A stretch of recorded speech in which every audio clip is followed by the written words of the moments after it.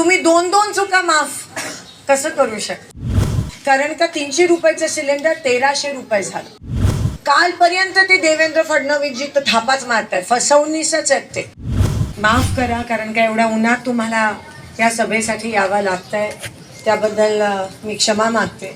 खरं तर तिथून रॅली होती आणि पण गरमीत तुम्हाला त्रास झाला असता. म्हेत्रे साहेबांचं ऑलरेडी हार्ट ऑपरेशन त्या ठिकाणी झालंय आणि पुढे गावं पण आहेत, म्हणून वेळ एकच असतं तर मी पूर्ण गाव चालली असते. मी भारत जोडो यात्रा पूर्ण चालले, तर मला प्रॉब्लेम नाही आहे, पण जे वयस्कर लोक आहेत त्यांची काळजी आपल्याला घ्यावी लागते. म्हणून डायरेक्ट आम्ही इथे आलो, कारण का पुढे अजून 10 गावं आहेत आम्हाला. पण एवढी चांगली तुम्ही व्यवस्था केली त्याबद्दल मनापासून आभार. म्हेत्रे साहेबांनी सांगितल्याप्रमाणे 7 तारखेला निवडणूक आहे. म्हैसळगी गाव नेहमी काँग्रेसला मतदान करतं, त्याबद्दल तुमचे मनापासून आभार मानते.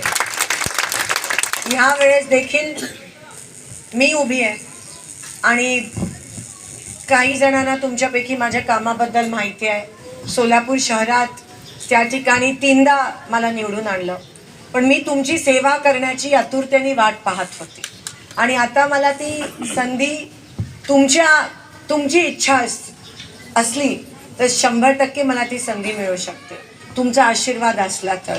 आणि मी लढाई का लढते आहे? सत्तेसाठी नाही किंवा टक्केवारीसाठी पण मी ही लढाई लढत नाही आहे, पण ही लढाई मी ह्याच्यासाठी लढते आहे कारण मागच्या 10 वर्षात ज्यांच्यावर तुम्ही विश्वास ठेवला, ज्या भारतीय जनता पक्षावर तुम्ही विश्वास ठेवला की महागाई कमी होईल, राशन मिळेल, शेतकऱ्यांना पीक विमा मिळेल, पाणी मिळेल, त्यांनी काहीही केलं नाही आहे. त्यांनी फक्त एक गोष्ट केली, तुमचा विश्वासघात त्या ठिकाणी त्यांनी केला. तुम्हाला धोका दिला, तुम्हाला खोटं बोलले आणि एवढं सगळं करून सुद्धा परत एकदा 5 वर्ष आधी त्यांना मतदान केलं. तुम्ही 2दा त्यांना विश्वास दाखवला. आपण घरचा कोणी असला तर एक चूक माफ करतो, तुम्ही 2-2 चुका माफ कसं करू शकता? आणि आज त्यांच्या नियतीमुळे तुम्हाला भोगावं लागतंय, त्रास तुम्हाला होतो. तुम्ही एवढ्या विश्वासाने तुम्हाला वाटलं ते काम करतील, काम तर केलंच नाही, उलट त्रास दिला तुम्हाला. कारण का 300 रुपयाचं सिलेंडर 1300 रुपये झालं.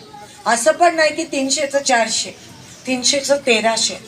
जे रेशन दुकानात धान्य मिळत होतं ते पण बंद झालं आणि रॉकेल पण बंद झालं. असं नाही की कमी झालं, टोटल बंद झालं. जे शेतकऱ्यांना पीक विमा मिळत होता तो तर बंदच झाला. पाणी, आमचे सरपंच या ठिकाणी आहेत, 28 गावाचा त्यांनी लढा दिला आणि पाणीचा प्रश्न सोडवायचा प्रयत्न केला.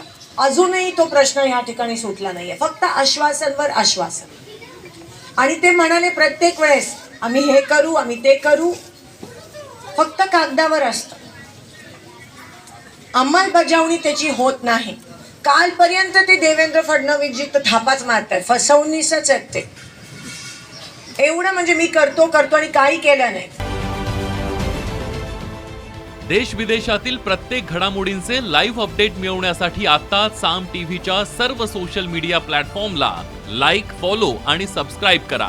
तसंच सर्व नोटिफिकेशनसाठी बेल आयकॉन प्रेस करायला विसरू नका.